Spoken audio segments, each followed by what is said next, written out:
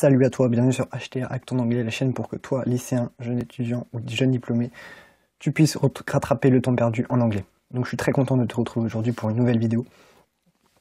Donc hier je t'ai dit que la vidéo d'hier, si tu l'as pas vue, va la voir, j'insiste, va la voir.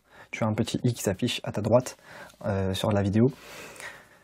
Je t'ai dit que la vidéo d'hier était la plus importante de ma chaîne, alors celle qui va venir est peut-être aussi importante, ou alors c'est vraiment la deuxième. Pourquoi? Parce que ça va être tout un tas de conseils pour que tu améliores ton anglais, pour que tu aies du vocabulaire en anglais. Et pour moi, c'est le plus important. Et si tu n'as pas vu la vidéo d'hier, sache que je te présente un outil pour justement garder le vocabulaire en tête, s'en souvenir, l'apprendre vraiment. Et donc justement, si tu coupes les deux vidéos, celle d'hier et celle d'aujourd'hui, tu vas vraiment avoir une méthode qui marche. Je l'ai testé sur moi-même, ça marche. Je l'ai testé sur 1 an, donc j'imagine même pas sur 2-3 ans l'effet que ça va faire sur moi. Donc commençons tout de suite cette vidéo. Alors, je t'ai listé ici les 4 compétences clés quand tu apprends une langue. Donc la compréhension écrite, la compréhension orale, l'expression écrite, l'expression orale. Donc, d'après toi, quel est l'ordre logique que tu devrais utiliser quand tu apprends une langue? Bah, figure-toi que l'ordre auquel tu penses, c'est sans doute l'ordre que tu utilises à l'école, peut-être, je ne sais pas. Mais c'est sans doute pas le bon. Si c'est celui-là, c'est pas le bon. Pourquoi? Parce que le vrai ordre, il est là. Le vrai ordre, il est là, c'est quand tu apprends une langue, tu apprends à la comprendre oralement. C'est-à-dire que tu écoutes des mots, ton cerveau essaye de reconnaître des mots, des phrases, des sons, et il les apprend. Il essaie de les reconnaître, il les apprend. Ensuite, tu reproduis ces sons. C'est-à-dire que ta bouche va essayer de les refaire sortir. Donc tu vas te mettre à parler, tu vas apprendre à parler. Ensuite, tu vas essayer d'écrire ce que tu dis, d'écrire ce que tu entends. Donc tu vas apprendre l'alphabet de la langue, tu vas apprendre à faire des mots, tu vas apprendre à former les sons à l'écrit, tu vas apprendre l'orthographe, tu vas apprendre la grammaire, etc. Et ensuite, tu vas apprendre à comprendre un texte que tu lis dans cette langue. D'accord? Donc la meilleure chose à faire pour comprendre ça, pour comprendre pourquoi cet ordre-là c'est le bon, c'est de se rappeler comment ça s'est passé quand on était tout bébé. Quand tu as appris le français, si tu es français, si le français est ta langue maternelle, tu as sans doute commencé par entendre tes parents te parler. C'est-à-dire qu'ils étaient là à te parler toute la journée. « Ah mon bébé, comment ça va? Arrête de pleurer, arrête de pleurer. » Bon, c'était peut-être pas sur ce ton-là, mais voilà. Et dans ton cerveau, il s'est passé quoi? En fait, ton cerveau, il s'est mis à essayer de mettre des limites aux mots, mettre des limites aux sons, parce que ton cerveau, il connaissait pas les mots, il savait pas ce que c'était un mot, il savait pas ce que c'était un son. Et il s'est mis à essayer de reconnaître les sons qui revenaient le plus souvent, de reconnaître les mots qui revenaient le plus souvent, à mettre des limites en procédant par élimination, par répétition, etc. Et il a fini par apprendre. Ensuite, vers l'âge de 1 an et demi, 2 ans, non, je crois que c'est même avant, enfin bref, je sais plus, tu commences à parler. Donc il y a des sons qui sortent de ta bouche. Donc au début c'est pas très clair. C'est pas le bon son, c'est pas le bon accent, c'est pas le bon mot forcément. C'est surtout pas le bon ordre. C'est le moins de le dire. Mais tu produis des sons, d'accord? Et au fur et à mesure que tu grandis, tes parents, ils t'apprennent à mettre les mots dans le bon ordre, ils t'apprennent à prononcer le mot correctement, etc., etc. Donc le temps passe et tu apprends à parler correctement. Ensuite, vers l'âge de 4, 5, 6 ans, tu apprends l'alphabet de la langue, tu apprends à reproduire les lettres à l'écrit, tu apprends à écrire des mots, tu apprends à écrire des phrases, d'accord? Tu apprends à écrire, tout simplement. Et la 4e étape, et seulement la 4e étape, c'est que tu te mets à essayer d'apprendre à lire. Moi, j'ai jamais vu personne apprendre à lire avant d'apprendre à écrire. Pourquoi? Parce que quand tu essayes de lire, tu dois reconnaître les mots et les lettres. Donc si tu les reconnais, c'est que tu es capable de les écrire toi-même, logiquement. Alors peut-être qu'il y a des gens qui apprennent à lire avant d'apprendre à écrire, je sais pas. Mais l'ordre vraiment scientifique pour apprendre une langue, c'est celui-là. Et du coup, qu'est-ce qui se passe? Pourquoi je vous raconte ça? Qu'est-ce qui se passe à l'école? À l'école, moi je me souviens en anglais, la première chose qu'on m'a appris, c'est à essayer d'écrire les mots. Ou à essayer de les dire. Donc on m'a fait commencer par l'étape 2 ou l'étape 3. C'est pas logique. Moi je demande juste pourquoi on ne fait pas écouter aux enfants à l'école, ou aux jeunes ados au collège, ou même aux ados au lycée, il est jamais trop tard. Pourquoi on n'écoute pas on ne fait pas écouter la langue en boucle, en boucle, en boucle, en boucle?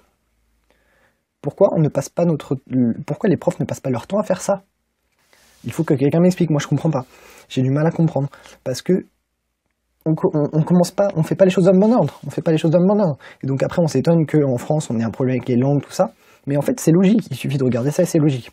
Donc ceci étant dit, il ne faut pas s'abattre sur son sort. Il y a des moyens de changer ça, et ce, quel que soit l'âge que tu es aujourd'hui. Comment?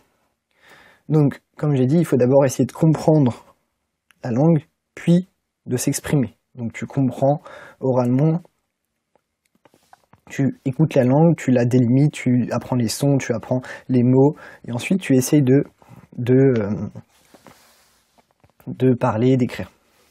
Donc, toi, ce qui est bien, c'est que tu es arrivé à un âge où, si tu m'écoutes, que tu as 15, 16, 17 ans, 18 ans plus, tu es capable de reconnaître les lettres, les mots d'une langue. Alors, sauf si tu te mets à apprendre le chinois, dans ce cas-là, désolé, mais ces conseils que je vais donner là ne s'appliquent pas pour toi, parce que je ne suis pas compétent pour t'en donner. Si tu apprends l'anglais, par exemple, et c'est ce qui nous intéresse ici, l'anglais a un alphabet, c'est le même alphabet qu'en français, on est d'accord, c'est les mêmes lettres. Donc, tu vas être capable, tu vas pouvoir sauter la phase apprendre les lettres, d'accord? Et à moins que tu partes vraiment de zéro, ce que tu peux faire pour hacker ton apprentissage, c'est te mettre à écouter et lire en boucle tout le temps, le plus de temps possible de l'anglais. Pourquoi? Parce que même si tu comprends pas tout, c'est pas grave, on s'en fout. Honnêtement, on s'en fout. Il suffit juste de faire en sorte que ton cerveau baigne dans la langue, et vu qu'il a déjà appris une langue, la langue maternelle, il sait comment faire. Et tu vas aller plus vite, en fait. Donc c'est pour ça que je dis que tu vas hacker, parce que si tu prends une page d'un livre et que tu lis, bah forcément tu vas, même si tu connais pas grand-chose à la langue, alors encore une fois, sauf si tu apprends le chinois, si tu lis, moi je sais que si je lis une page en portugais, par exemple, enfin j'ai jamais essayé mais j'en suis quasiment sûr, je vais reconnaître, ah bah ça c'est un nom, ça a l'air d'être un verbe, ça a l'air d'être un déterminant, ça a l'air d'être un article, ça a l'air d'être un adjectif. Parce que les formes se ressemblent, il y a des mots même qui se ressemblent, donc tu vas être capable de te débrouiller un petit peu. Et si tu fais le travail de noter les mots que tu comprends pas, d'aller chercher leur traduction, tu vas apprendre des mots. Alors en plus, si tu utilises l'outil que je t'ai donné hier, je te laisse imaginer les progrès que tu vas faire en un temps record. Donc n'hésite pas à mettre de l'anglais, à écouter de l'anglais et à lire des livres en anglais. Donc personnellement, la méthode que j'utilise, c'est que j'utilise des séries et des films que j'écoute en anglais et je lis en anglais. Alors je lis en anglais Harry Potter. Pourquoi? Déjà parce que j'adore ces séries de livres et surtout les films. Les films, j'ai dû les voir 5-6 fois chacun. Mais c'est surtout parce que les livres, j'ai fait ce choix-là parce que je me suis rendu compte qu'au final, J.K. Rowling, l'auteur de Harry Potter, elle a écrit le livre au début, le 1, Harry Potter et la pierre philosophale, pour des enfants. De base, c'était un livre jeunesse. Donc, le vocabulaire qu'elle utilise est un vocabulaire, 1, pas très compliqué, 2, courant. Elle va pas se mettre à faire du Shakespeare si c'est destiné à des enfants, vous voyez ce que je veux dire. Donc voilà, c'est pour ça que j'ai choisi Harry Potter, et là j'en suis au 5, et j'ai appris des tonnes de mots. Je crois que j'ai lu, là j'en suis à peu près au milieu du 5, et j'ai commencé le 1 fin décembre 2016, donc ça fait un peu plus d'1 an maintenant. Donc en un an j'ai lu 4 livres et demi, on va dire. En page, je sais pas combien ça fait, mais même à partir du 2, du 3, c'est du 300-400 pages, donc c'est pas mal, quoi. J'ai appris plus de mots en un an que sur toute ma scolarité réunie. Donc, ce que tu dois bien comprendre, c'est qu'il y a un effet de levier énorme. Et concernant la compréhension orale, moi, aujourd'hui, je peux te conseiller un outil extraordinaire, c'est Netflix. Pourquoi? Parce que Netflix, tu peux choisir la langue que tu écoutes et surtout les sous-titres. Alors il y a un ordre logique quand tu écoutes une langue, quand tu vas apprendre une langue en écoutant, c'est tu commences en VostFR, donc avec les sous-titres en français, tu vas enchaîner en Vost anglais, donc tu vas passer les sous-titres en anglais, et tu vas à un moment donné, enlever tous les sous-titres. Moi, j'en suis entre l'étape 2 et l'étape 3. C'est-à-dire que selon le contenu que je consomme, je vais laisser les sous-titres en anglais. Il y a d'autres contenus où je vais les enlever. Alors, un conseil que je peux te donner, parce que tu vas me dire, oui, mais si j'écoute de l'anglais, je vais passer mon temps à lire. Oui, mais déjà, c'est mieux que rien, parce que tu vas baisser ton oreille. Donc c'est mieux que rien. De deux, et ensuite, la deuxième objection que tu pourrais me faire, c'est, oui, mais je vais rien comprendre à la série que je regarde, moi j'ai envie de comprendre tout ça. Je comprends ce que tu dis, c'est tout à fait logique. C'est pour ça que je te conseille de commencer avec du contenu, une série, un film, n'importe quoi que tu connais déjà. Moi, aujourd'hui, je suis capable de regarder n'importe quel Harry Potter en anglais sans sous-titres. Pourquoi? Parce que je connais le film par cœur. Je sais très bien ce qui va se passer. Il n'y a plus de suspense, ça m'empêche pas de les regarder, de prendre du plaisir à les regarder. Mais j'ai plus cette recherche de suspense, de j'ai envie de tout comprendre. Limite, je sais ce qui se passe rien qu'en voyant l'image, tellement je connais les films. Donc si tu fais pareil, là, ton cerveau il va vraiment se concentrer sur la langue, en fait. Donc tu vas pas chercher à savoir ce qui va se passer, tu vas pas te chercher... Ah, excuse-moi. Tu vas pas chercher à te concentrer sur le contenu, tu vas chercher à te concentrer sur la langue. D'accord? Donc, n'hésite pas à commencer à regarder des séries en VOST.fr pour commencer, c'est pas grave. Et à essayer de lire un livre. Alors si tu aimes pas Harry Potter, prends un autre livre, mais essaie de choisir un livre simple au début pour commencer. Mais passe à l'action, c'est vraiment le plus important. Et tu verras qu'au début tu vas galérer, mais qu'avec le temps va faire son effet et tu vas comprendre de plus en plus de choses. Donc, alors cette vidéo va être un peu longue, mais j'ai voulu mettre plein de choses. Donc le hack ultime pour moi, c'est d'apprendre des répliques, des passages ou des phrases de films que vous aimez, des phrases de films ou de séries, excusez-moi, que vous aimez, que vous adorez, et des films ou des séries dont vous êtes fan, par cœur. Vous les apprenez par cœur. Pourquoi ça marche? Parce que c'est associé à l'émotion. Alors pour bien comprendre ça, je vais vous raconter une petite histoire. Alors, l'émotion et la mémoire. Donc si j'essaie de me rappeler qu'est-ce que j'ai fait le soir du 4 mars 2017. À vrai dire, je m'en souviens plus trop, je sais plus. Je serais incapable de vous le dire là maintenant. Inversement, si je me demande qu'est-ce que j'ai fait le soir du 8 mars 2017, bah là malheureusement je vais m'en souvenir. Pourquoi? Parce que moi je suis supporter du PSG. Et si tu aimes le foot, tu le sais sans doute, le 8 mars 2017, le PSG a pris une belle claque dans la tête, pour pas dire autre chose, en se faisant éliminer 6-1 à Barcelone, après avoir gagné 4-0 le match aller. Et c'est peut-être l'une des pires soirées de ma vie. Donc forcément que je m'en souviens. Pourquoi? Parce que c'est associé à l'émotion. Je peux même te raconter comment j'étais pendant tout le match. C'est-à-dire qu'à 1-0, j'étais là, oui, pas de blague. À 2-0 mi-temps, j'étais là, bon, c'est le scénario qu'on voulait pas, donc je commence légèrement à avoir peur. 3-0 à la 55e, là tu te dis que c'est fini. 3-1, tu dis, bon bah c'est bon. 4-1, tu fais, oui, bon, pas de blague. À 5-1, tu commences à te redresser, le cœur il commence à paniquer un peu. Et à 6-1, t'es dans un état de panique. Là, rien qu'à en parler, j'ai la voix qui tremble un peu en fait. Parce que c'est l'émotion. Alors oui, c'est que du foot, ok. Il y a d'autres gens qui pourraient nous donner d'autres exemples, on s'en fout limite. Mais ce que je veux vous montrer, c'est l'association du souvenir et de l'émotion. Je suis même capable de vous dire dans quel état j'étais la nuit qui a suivi, comment j'étais le lendemain. Le lendemain au travail, c'était assez marrant, j'étais une sorte de larve. C'est-à-dire que j'avais dormi 3 heures la nuit, j'avais les commentaires du match en boucle dans la tête. C'était assez marrant quand j'y repense. Bref, voilà. Donc tout ça pour dire que le plus important à comprendre, c'est que quand vous associez un souvenir à l'émotion, vous allez vous rappeler du souvenir. Donc si vous associez un mot ou une phrase dans une langue, quelle que soit la langue d'ailleurs, à une émotion forte, vous allez vous en souvenir. Donc, si vous apprenez un passage qui vous a donné une émotion forte, je sais pas, ça peut être un passage de n'importe quoi, Harry Potter, Game of Thrones, ce que vous voulez, je vais pas te donner de spoil, mais certains passages de séries, vous le savez comme moi, ça marque. Donc si vous les apprenez par cœur et essayez de choisir des passages qui ont du vocabulaire plus ou moins riche, juste éviter de choisir un passage où il n'y a qu'un mot, par exemple, ça n'a pas de grand intérêt. Et vous trouvez ce passage-là, et vous le rapprenez par cœur. Moi, je sais, par exemple, dans Harry Potter, bon, on va considérer qu'il n'y a plus de spoil quand on parle d'Harry Potter. Dans Harry Potter 6, il y a le moment où Rogue, il dit à Harry, il lui révèle qu'il est le prince de sang mêlé, et il lui dit you dare use my own spell against me, Potter. Et voilà, et cette phrase, à force de l'entendre, je la connais par cœur. Et maintenant, je sais que dare, ça veut dire oser, que own, c'est mon propre... ça veut dire mon propre bien, le mien, quoi. Ça a ce sens-là. Et du coup, voilà. Et forcément, tu vas apprendre les mots comme ça.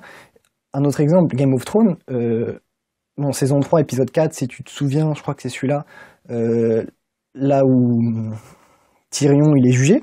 Bon, voilà, je rentrerai pas plus dans les détails parce que j'ai une collègue au travail qui en est là. Donc, je vais éviter de dire ce qui se passe. Mais voilà, moi je sais que fate, ça veut dire destin, par exemple, depuis ce moment-là, c'est rentré dans ma tête et c'est associé à Tyrion, donc je l'oublierai jamais ce mot-là, c'est sûr. Donc voilà, donc ça c'est le hack vraiment ultime, apprenez vos mots par cœur, apprenez, excusez-moi, des moments de films, de séries par cœur. Donc pourquoi ça marche? Alors là, c'est bientôt fini, vous inquiétez pas, je vais vous donner un petit tableau, on va l'analyser rapidement ensemble. Donc à gauche on a ce que tu regardes, donc pour la compréhension orale, à droite on a ce que tu lis pour la compréhension écrite. Donc là, on a vraiment la compréhension. Donc imagine que tu regardes un épisode par mois.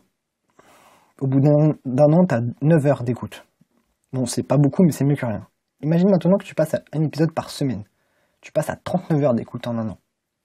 Imagine maintenant que tu passes à 2 épisodes par semaine. Ce qui reste largement faisable si tu es étudiant ou lycéen. Surtout plus si tu es lycéen d'ailleurs. Rien que dans les week-ends, par exemple, tu passes à 78 heures d'écoute par année. Alors imagine maintenant que tu arrives à libérer du temps, et là on considère ce que je vous ai marqué en bas à droite, qu'un épisode c'est 45 minutes. Imagine que tu arrives à libérer du temps pour regarder un épisode par jour. À la fin de l'année, tu as 273 heures d'écoute de la langue. C'est un truc énorme. C'est un truc énorme. C'est-à-dire qu'au bout d'un épisode, tu vas dire « Ouais, mais j'ai rien compris, ça sert à rien. » Tu arrêtes. C'est du gâchis. Pourquoi c'est du gâchis? Parce que c'est le pouvoir de l'effet cumulé. C'est comme ça qu'on appelle ça. L'effet cumulé, c'est quoi? C'est répéter une petite action tout le temps, la répéter chaque jour. Et à la fin, tu vas avoir des résultats énormes par rapport à quelqu'un qui n'a pas fait cette action-là. Donc évidemment, ça ne va pas beaucoup te distinguer de regarder un épisode. Par contre, de regarder 365 fois 45 minutes, là forcément tu vas avoir plus de maîtrise de la langue que quelqu'un qui n'en a pas regardé un seul dans l'année. C'est évident. C'est évident. Si de base vous aviez le même niveau, c'est évident que toi tu seras à un niveau 100 et lui il sera à un niveau 40 si vous partiez de 0, tu vois. C'est sûr. Et similairement, si tu lis 10 pages par mois, et que tu apprends 5 mots et que tu ne comprends pas 5 mots par page. Au bout de 1 an, tu auras appris 600 mots. Donc mets ces mots dans Anki, l'outil que je t'ai appris hier. Au bout de... si tu lis maintenant, 5 pages par semaine, au bout d'1 an, tu auras appris, ou plutôt rentré dans Anki, 1300 mots. Si tu passes maintenant à 2 pages par jour, au bout d'1 an, tu auras dans Anki 3650 mots. Si tu passes à 5 pages par jour, au bout d'1 an, tu auras dans Anki 9125 mots. Alors imagine que tu retiennes que 10% des mots au bout d'1 an, c'est-à-dire quand même que dans le dernier cas, tu as appris 912 mots. Combien tu apprends de mots à l'école aujourd'hui? Combien à la fin d'une année scolaire, tu te rappelles de mots que tu as appris pendant cette année scolaire? Combien? Concrètement, combien? Allez, dites-vous un chiffre, vous allez voir, je suis prêt à parier ce que vous voulez que c'est moins de 912. Ou alors si c'est plus, ça vous a demandé un effort énorme. Donc, tout ça pour vous dire qu'au final, même ça prend pas si les deux dernières lignes, la dernière ligne qui est le cas le plus extrême, disons, ça prend pas tant de temps que ça. Parce que regarder un épisode par jour, c'est 45 minutes. Vous notez un petit peu le vocabulaire que vous ne comprenez pas.